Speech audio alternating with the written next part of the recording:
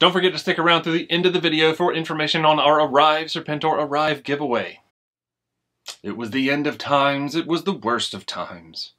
Well, at least it started to feel like it during the DC Death Metal series and Speed Metal one-off. 4 different Flashes running as fast and as hard as they can from the Darkest Night, a godlike evolution of the Batman Who Laughs, and well, if that's not bad enough, the Darkest Night brought some friends in the form of a horde of Dark Flashes pulled from the Dark Multiverse.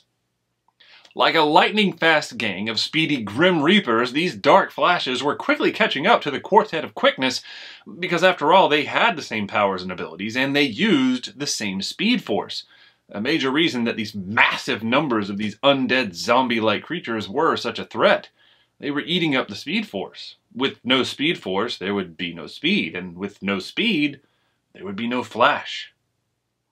The 4 Flashes made a last-ditch effort, turning and running into the very horde out to get them, and it actually worked. They made it through and ran the other way, but they still faced the inevitability of energy running out, and the threat that they would face then. We won't spoil the ending of this nail-biter of a story, but we will say that you can get a little bit more of it and see the Darkest Night Build-A-Figure wave of the aforementioned Flash 4 in the video linked here. But right now, we're turning and running into the Dark Flash.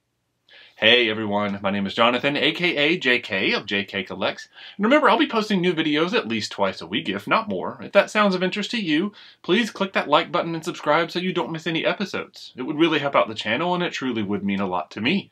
But in this episode, we are taking a closer look at the McFarlane Toys 7-inch scale gold label Walmart exclusive Speed Metal Dark Flash.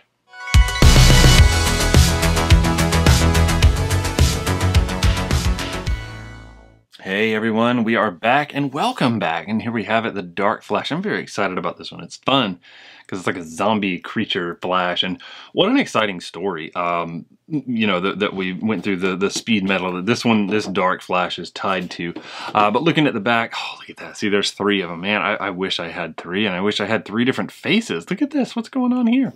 Are we going to get 3 different faces? No. Do we have 3 different releases maybe? Hey, I hope so. McFarlane Toys, that'd be great. Imagine having an army build of Dark Flashes, like chasing the 4 Flashes from the Build-A-Figure pack, right? How cool would that be? Okay, typical McFarlane on the side, we've got Dark Flash, and then we've got Dark Flash Speed Metal. Top and bottom are what we are used to, and that's our guy. And without any further ado, let's use this fancy little penknife and open it up.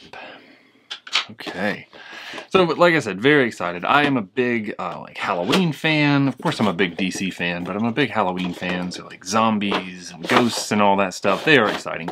Empty box. And how cool is it to have a zombie Flash, essentially, right? And there is our typical insert. There is our peg with our stand. There's our horde of Dark Flashes with the 3 different heads. I am very excited if this is a potential sign that we're going to see something more. We are but days away from December, where that anniversary begins. And oh yes, we're going to be going through some fun Superman stuff. And with this one, there's not a whole lot included, right? So we've got some Speed Force effects. Look, it's been a while since I opened up a McFarlane. I already forgot the rules. The elastics must be cut. But at least we get to do it with this new pen, pencil type knife. And we'll see if that makes it a little bit easier. Safer would be at least the preferred. Okay, and even these Speed Force lightning electrocution pieces are fastened in, so be prepared for that. If you get your hands on one of these, I hope that you can. I know they're a little bit difficult to get, it seems. I hope that we'll see more,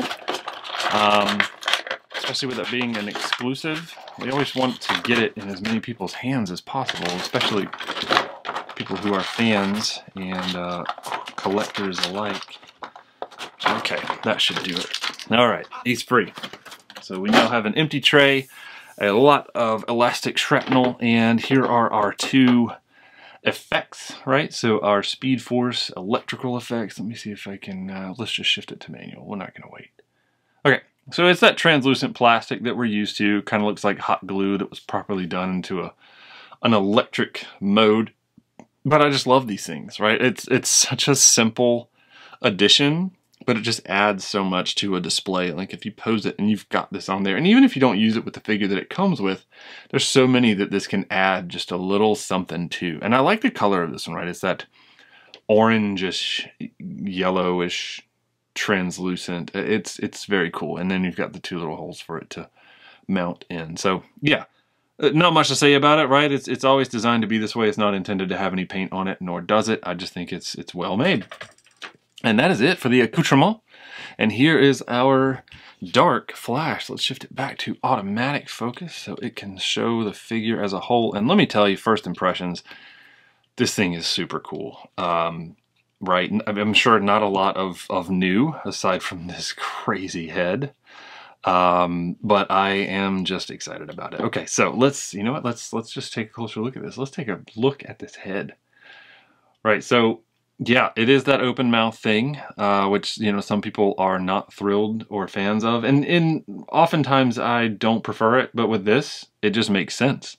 Especially with the exaggerated open mouth, like the jaws just popped loose, the muscles just aren't holding it like they should. The recessed nose, the separation in the teeth with that little bit of paint in there, the purplish tongue. I mean, to go with the purplish flesh, this is just fantastic. And then the eyes.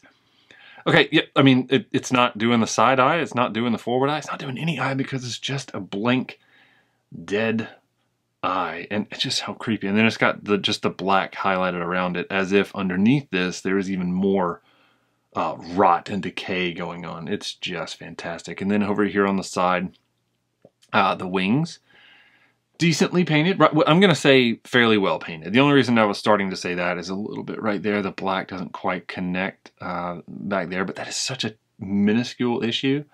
There we go. Can you see it? Right there underneath the wing. But the rest of it is painted pretty cleanly. It almost looks like it's messed up from a profile here. There's a little bit of a line up at the top, but if you look at it this way, it actually is just part of the, probably part of the casting, maybe casting flash or something. Casting flash. And then on this other side, basically the same thing. It still has that look that there could be an issue. See that? Where it looks like gold is poking out there? If you rotate it, it's just part of the thing. It's part of like casting flash or the way that it was made. So there we go. And yeah, let's check out the mobility of this. Oh, wow. Okay, this, of course, an undead head needs to be able to turn or flip side to side very well. And very well it does. Let's see about up and down, right?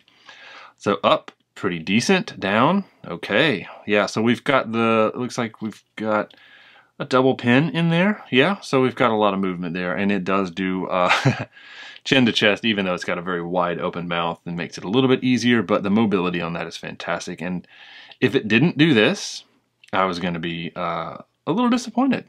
Unfortunately, I'm not. But one thing that kind of stands out when I'm doing it, look at this. Look at how high the neck goes. Do you see that? It reaches the bottom of the back of the head, and yet it can still look that far down. That is amazing. I mean, it does create a gap right there at the back of the neck, but usually poses are for a forward look, especially if it's chasing somebody. And you want to have that from behind view like that. Yeah, okay. So speaking of the butterfly joint in the shoulder, and of course the neck is attached to the torso. Butterfly joint in the shoulder, we have excellent shoulder rotation, and it already showed that we have a great bicep-tricep rotation. Even though it is a very massive undead shoulder, it is made just right to where there's a spot where you can see where it's supposed to line up, but they still, and it was very muscular, but there we go. It still travels all the way around. So that's a good job. That's a very clean effort on that one.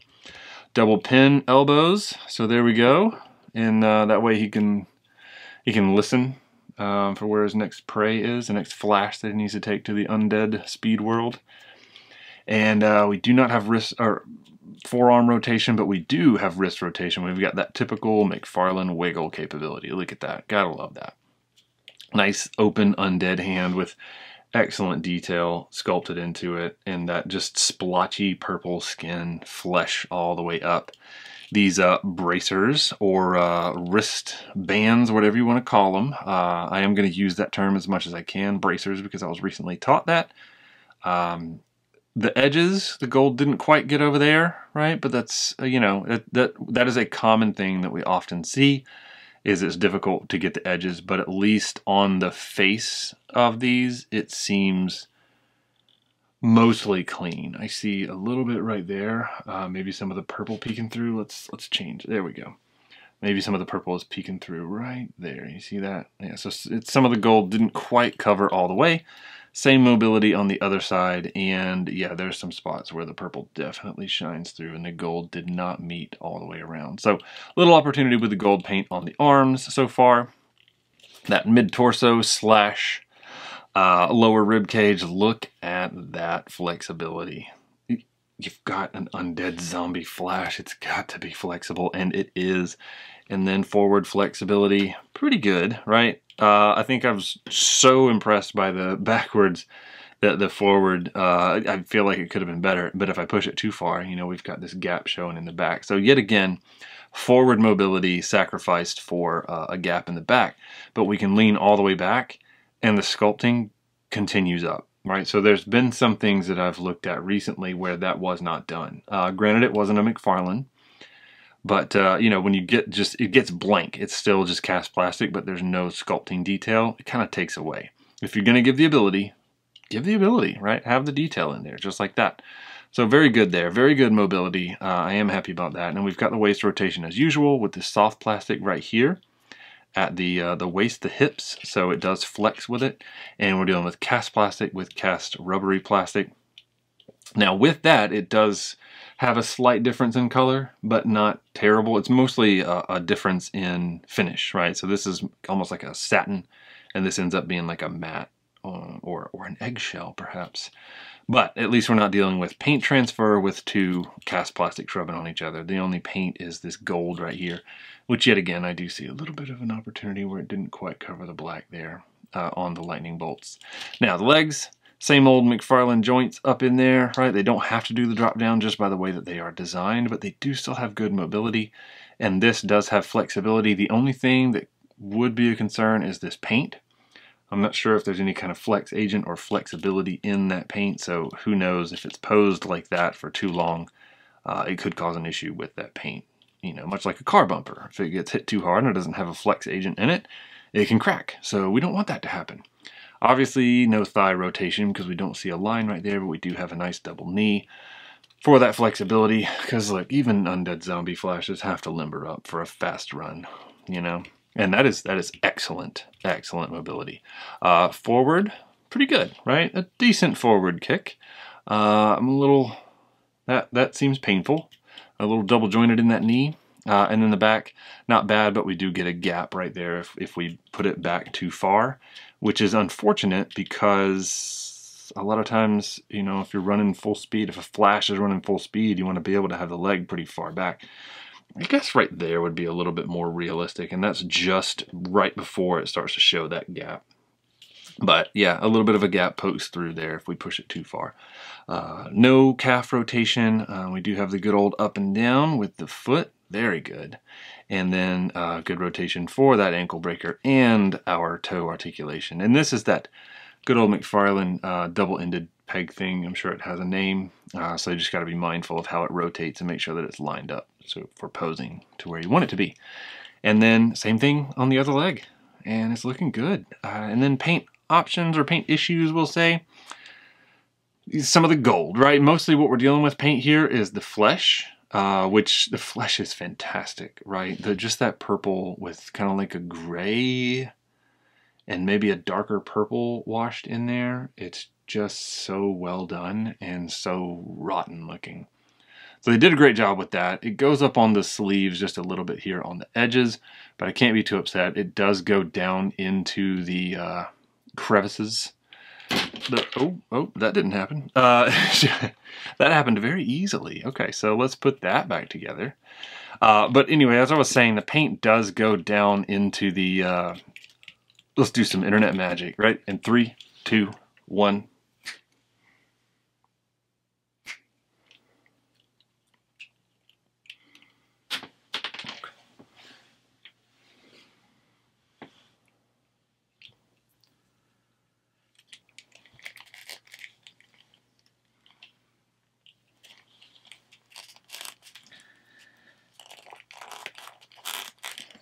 Knock it out.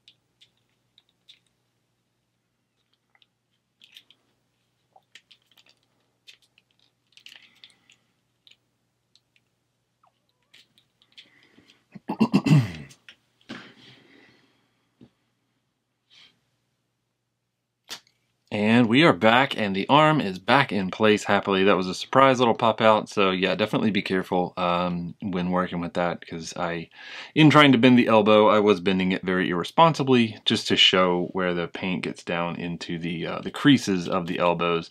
That one was a little bit tighter than the shoulder was prepared to handle, and that's on me. I hadn't played with that shoulder very much, but it went back in with no problem, and if anything, it's a little bit more flexible, which is nice.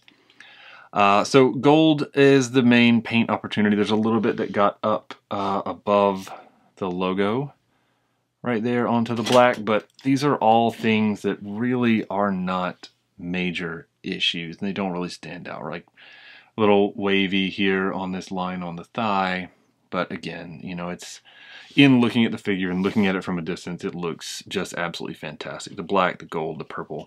No real paint apps on the back. I don't know if any of this should have carried over around to the back, but it did not. And you can definitely tell that it is a reuse, right? Because the boots, and there's nothing highlighting that. Granted, it is in black. He would be wearing black boots. And there's nothing wrong with it being a reuse because it is a Flash. Of course you'd reuse Flash. All right, so there he is. There is our Dark Flash. Very excited to have this one. And let's see. Look at that. He stands very easily on his own with very little coaxing, even in a fun little zombie-like pose. So we'll be right back with some 360s. Thanks. And here he is, our Dark Knight's Death Metal, Speed Metal Dark Flash, the one that chased the Flash Quartet that we saw in the Build-A-Figure line.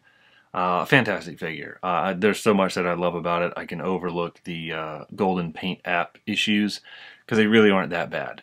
It's a gold series. It is a Walmart exclusive. Hopefully we will see it come back to be available to be picked up because it's a great one. If you're thinking about getting it and you have the opportunity, definitely pick it up. It's just an excellent ad. I hope you enjoyed it. Hey everyone, we are currently running our Arrive Serpentor Arrive giveaway where we are giving away one Hasbro G.I. Joe Classified Serpentor with Air Chariot.